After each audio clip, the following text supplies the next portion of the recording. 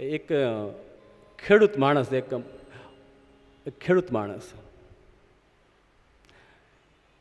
ગાય ભેંસો ને બધું રાખે, એટલે ગાય જે એની પાસે હતી, ચલો ને ગાયની જ વાત કરીએ,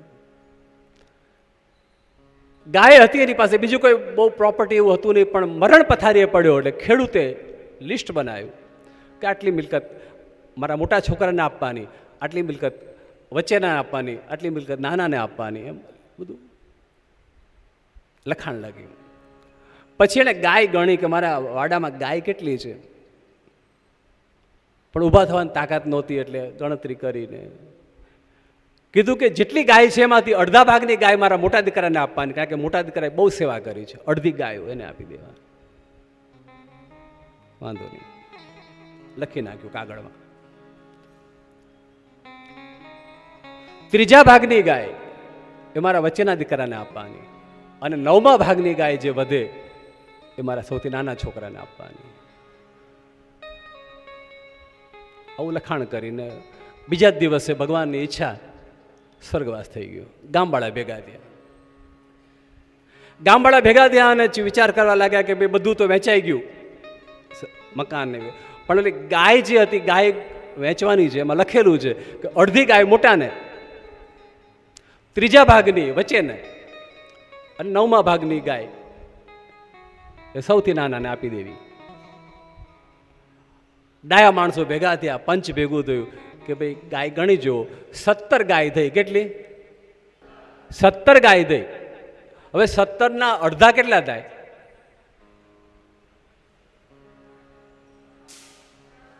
હા, પણ 8.5 ગાય અપાય, અડધી ગાય ક્યાં અપાય?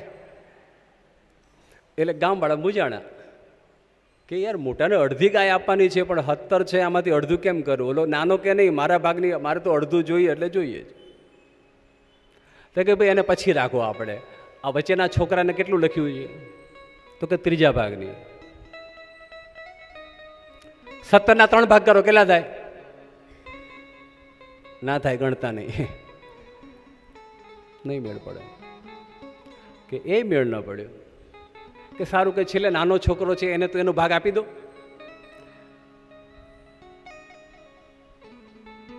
નવમો ભાગ આપી દો. એ મેળ ના પડે. છેવટે કે એક કામ કરો, પેન્ડિંગ રાખો, ગાયો મૂકી રાખો વાડામાં. આનો નિર્ણય આપણે કોઈ કરી શકીએ એમ નથી. આ તો ભગવાનની કૃપા થશે તો કાલ પરમ દિવસે કોઈ સારું આપણને બુદ્ધિ સૂજે. નિયમ પ્રમાણે જ કરવાનું, આખું ગામ નિયમ પ્રમાણે ચાલે. ગાયને એક બાજુ બધી બાંધી દીધી અને કે કાલે સવારે આપણે કંઈક નિર્ણય કરીશું નવો, ભગવાનની ઈચ્છાથી. અને એમાં રમતા જોગી આયા નગર મેં, એક જોગીડા આવ્યા, એક બાપજી એક ગાય લઈને આવ્યા. ગાય હારે રાખે, કારણ કે ગાયનું દૂધ પીવે. ગાય ખભા પર દોરો અને ફરતા ફરતા નગરમાં આવી ગયા. ગામજનો ભેગા થઈને પગમાં પડી ગયા, બાપજી અમારા ગામમાં થોડા દિવસ રોકાઓ, ચતુર્માસ છે. ગાય બાંધી દીધી, રામજી મંદિરે ઉતારો આપી દીધો.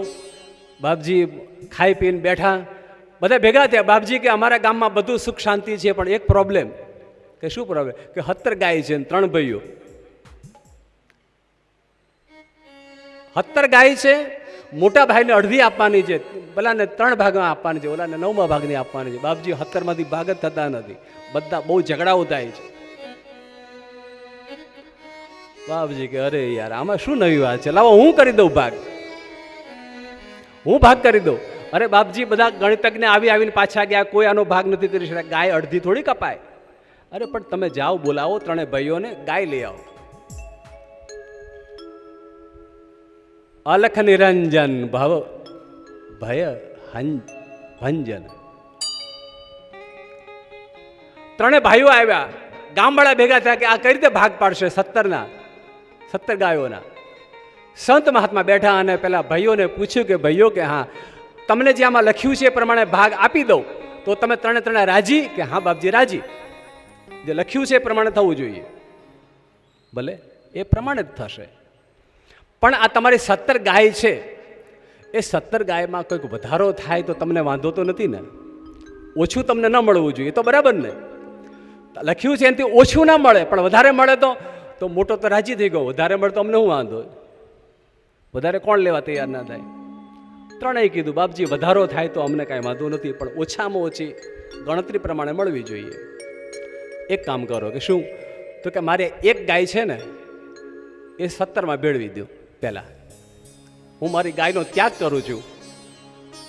એટલે કેટલી થઈ ગઈ? 18 ગાય થઈ. કેટલી ગાય થઈ હવે ગણો?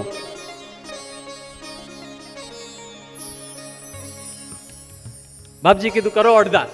18 ના અડધા. હા 9 દુ 18 કે 9 આપી દો મોટા છોકરાને, બેટા લઈ જા. અડધી ગાય થઈ ગઈ તારી. 9 દુ 18 કે હા થઈ ગઈ બાપજી. કે લઈ જતો રહે. 9 ગાય લઈને જતો રહ્યો. વચ્ચેના કીધું અહીંયા કે હા તારું બોલ શું લખ્યું છે? બાપજી ત્રીજો ભાગ કે 6 આને આપી દો. 6 તેરી 18. 6 ગાય અમને આપી દો.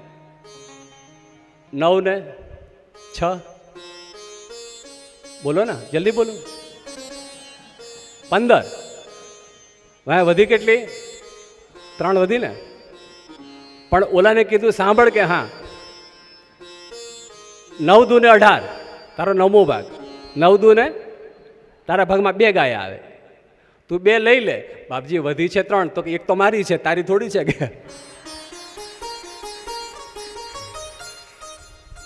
18 ગાયના ભાગ પાડવાના ને. 9 દુ ને 18 તારા ભાગમાં 2 ગાય આવી, તારા ભાગમાં 6 આવી, તારે 9 આવી.